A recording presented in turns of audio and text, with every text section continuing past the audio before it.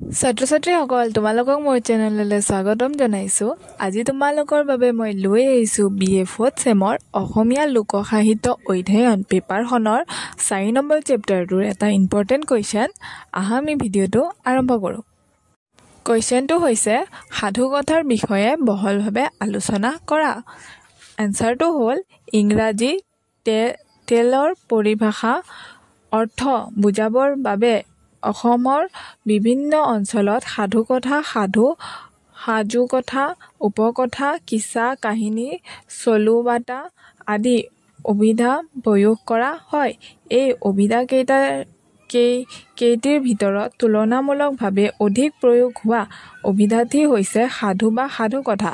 Doctor প্ৰফুল্ল দত্ত গোস্বামীৰ মতে সাধু অৰ্থাৎ সদাগৰবিলাকে বেপাৰ কৰিবলৈ বিভিন্ন অঞ্চল বা দেশলৈ গৈছিল। তেওঁলোকে সেইবোৰ অঞ্চলত বা দেশত বিভিন্ন পৰস্পৰিন মৌখিক কথা শুনিছিল আৰু ঘূৰি আহি নিজ অঞ্চলত সেই কথাবোৰ কৈছিল। গতিকে সাধুৱে অৰ্থাৎ সদাগৰে কোৱা কথাবোৰে সাধুকথা চমুকৈ সাধু।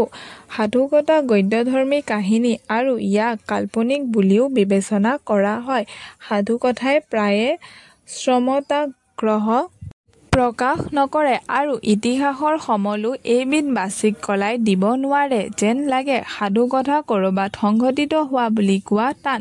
সাধুকথা যিকোনো সময় আৰু যিকোনো ঠাইতে ৰচিত হ'ব পাৰে। সেইকাৰণে এইবিধ লোককথাক প্ৰায়ে সময় আৰু স্থান নিৰপেক্ষ বুলিব পাৰি। বিষয়বস্তুৰ ফালৰ পৰা সাধুকথা কেইটামান উপশ্ৰেণী ভাগ কৰিব পাৰি, যেনে জন্তুকেন্দ্ৰিক সাধুকথা, যাদুমূলক বা বিস্ময়বাহক বা ৰোমান্টিক বা অতিলৌকিক বা বীৰত্বপূৰ্ণ সাধুকথা, নৈদানিক সাধুকথা বা ব্যাখ্যামূলক সাধুকথা, টেটকুটি টেটুন বা টেন্টৰ সাধুকথা, ক্ৰমপুঞ্জিত বা নিৰ্ধাৰিত গঢ়ি সাধুকথা, সমস্যামূলক সাধুকথা, কথাগীত, অন্তহীন সাধুকথা, ধৰ্মমূলক সাধুকথা, নিষিদ্ধ সাধুকথা আৰু অজাচাৰী সাধুকথা। প্ৰথমটো হৈছে জন্তুকেন্দ্ৰিক সাধুকথা। জন্তুকেন্দ্ৰিক সাধুকথা অৱয়ৱৰ ফালৰ পৰা বৰ দীঘলীয়া নহয়। এইবিধ সাধুকথাৰ মুখ্য চৰিত্ৰ জন্তুৰ মাজতহে সীমিত আৰু জন্তু চৰিত্ৰ দুঃসাহসিক ঘটনাৰ বৰ্ণনে ইয়াত প্ৰাধান্য লাভ কৰে। এনে সাধুকথাত উল্লেখ থকা জন্তুৱে মানুহৰ দৰে কথা কয় আৰু আচৰণ প্ৰকাশ কৰে। অনেক ক্ষেত্ৰত এনে সাধুৰ ৰূপাত্মক অৰ্থ থাকে। সাধাৰণতে বান্দৰ, শিয়াল, কুকুৰনেচীয়া, বাঘ, গাহৰি, শহা, শিয়াল, হৰিণ, নাহৰফুটুকী বাঘ, বান্দৰ বাঘ, শিয়াল কাছ, কেঁকোৰা বাঘ, বগলী বাঘ, শিয়াল ঘঁৰিয়াল, টুনী ঢোঁৰা কাউৰী আদিৰ মাজত বিৰোধৰ আধাৰত এনে কাহিনী গঠিত হয়। পাশ্চাত্য আৰু প্ৰাচ্যৰ লোকসমাজ আৰু অভিজাত সমাজতো শিশুৰ মনোবিনোদনৰ অৰ্থে জন্তুকেন্দ্ৰিক সাধুকথা কোৱা হয়। জন্তুকেন্দ্ৰিক সাধুকথাত নীতিমূলক উপদেশ থাকে। জাতক পঞ্চতন্ত্ৰ ইছুপৰ সাধুকথা আদিৰ অন্যতম উদ্দেশ্য আছিল নৈতিক শিক্ষা প্ৰদান কৰা। শিয়াল আৰু বান্দৰ, বাঘ আৰু বান্দৰ, টুনী আৰু ঢোঁৰা কাউৰী আদি জন্তুকেন্দ্ৰিক সাধু।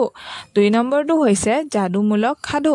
যাদুমূলক সাধুকথা জাৰ্মান ভাষাত মাৰ্খেন নামে পৰিচিত। ইংৰাজী ভাষাত এইবিধ সাধুকথা যাদুমূলক সাধু, পৰীৰ সাধু আৰু বীৰ সাধুস্বৰূপে পৰিচিত।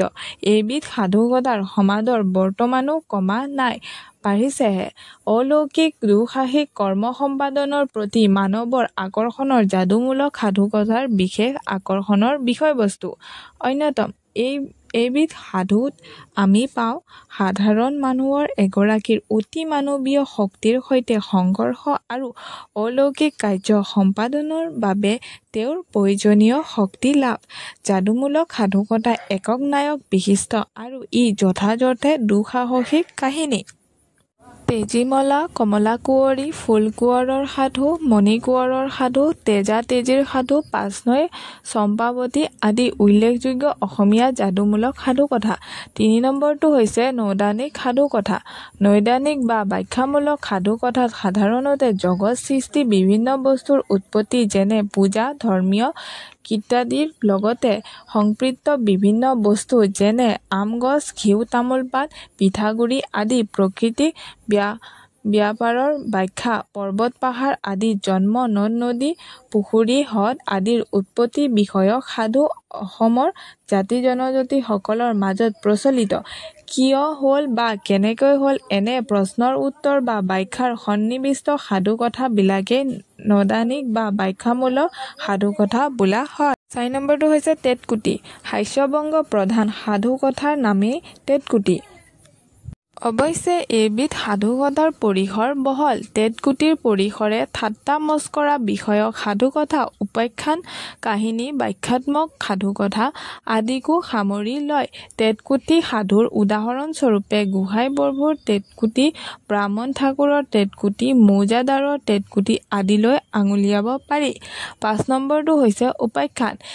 এনেকডত বা উপাখ্যান পল্লৱিত হয় ব্যক্তি, জন্তু, স্মৰণযোগ্য ঘটনা, স্থান আদি কেন্দ্ৰ কৰি। গাঁজাখুৰি কথাৰ যেনেকৈ নিৰ্দিষ্ট ৰূপ নাই তেনেদৰে এনেকডৰো নিৰ্দিষ্ট ৰূপ নাই। তাৰ পিছৰটো হৈছে টেটোন বা টেণ্টনৰ সাধুকথা। টেটোন বা টেণ্টন জাতীয় সাধুৰ অন্যতম প্ৰধান চৰিত্ৰ বা নায়কে আন চৰিত্ৰক প্ৰতাৰণা কৰে বা ঠগায়। সমাজৰ পটভূমিত জেদী আৰু অনমনীয় চাৰিত্ৰিক বৈশিষ্ট্য সম্বলিত টেটোনৰ জন্ম। টেটোনৰ অসংযত আৰু সাংঘাতিক চৰিত্ৰ।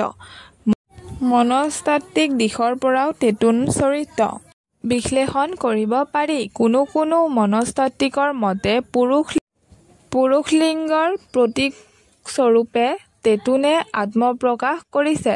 অসমীয়া টেটোন জাতীয় সাধুকথাৰ ভিতৰত টেটোন তামুলী, টেটোন বামুণৰ বহুৱা, বান্দৰ আৰু শিয়াল, শিয়াল আৰু ঘঁৰিয়াল, শিয়াল আৰু হাতী আদি উল্লেখযোগ্য। তাৰ পিছৰটো হৈছে ক্ৰমপুঞ্জিত বা নিৰ্ধাৰিত গঢ়ি সাধুকথা। ক্ৰমপুঞ্জিত বা নিৰ্ধাৰিত গঢ়ি সাধু কৌতুকপূৰ্ণ, হাস্যকৰ আৰু খেল-ধেমালীয় বৈশিষ্ট্য সম্বলিত। কাহিনী বা কথাবস্তুৱে এইবিধ সাধুৰ প্ৰাধান্য লাভ নকৰে। এইবিধ সাধুত এটা পৰিস্থিতিয়ে আন এটা পৰিস্থিতিক ঠেলি দিয়ে, যিটো পৰিস্থিতিয়ে আকৌ আন এটা পৰিস্থিতিক ঠেলি দিয়ে। সেইবাবে এইবিধ সাধুৰ নাম ক্ৰমপুঞ্জিত সাধুকথা। দ্বিতীয়তে, এই জাতীয় সাধুৰ গড় বা সংযুতি নিৰ্ধাৰিত। সেইবাবে ক্ৰমপুঞ্জিত সাধুৰ আন এটি নাম নিৰ্ধাৰিত গঢ়ি সাধুকথা। ভেকুলীৰ পিঠিত শহু কিয় হ'ল নিৰ্ধাৰিত গঢ়ি সাধুৰ বিশিষ্ট উদাহৰণ। তাৰ পিছৰটো হৈছে সমস্যামূলক সাধুকথা।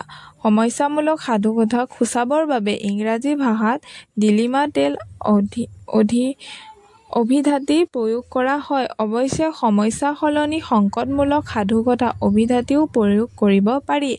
এনেবিধ সাধুত এটা কাহিনী থাকে আৰু কাহিনীৰ পৰিণতিত সমস্যামূলক এটি প্ৰশ্ন জড়িত হৈ থাকে আৰু এই প্ৰশ্নটো কেইবাটাও উত্তৰ থাকিব পাৰে। শুদ্ধ উত্তৰ দিব পৰাজনে জয়লাভ কৰে। সমস্যামূলক সাধুত প্ৰশ্ন অপৰিহাৰ্য অংগ। সেইবাবে সমস্যামূলক সাধুৰ আন এটা নাম হ'ল সাঁথৰ সাধু। তাৰ পিছৰটো হৈছে কথাগীত। এইবিধ সাধুত গদ্য আৰু পদ্য উভয় ৰূপত কাহিনী বৰ্ণনা কৰা হয়। কমলা কুঁৱৰীৰ সাধু, তেজীমলাৰ সাধু আদি কথা গীত আখ্যা দিব পাৰি। ধন্যবাদ।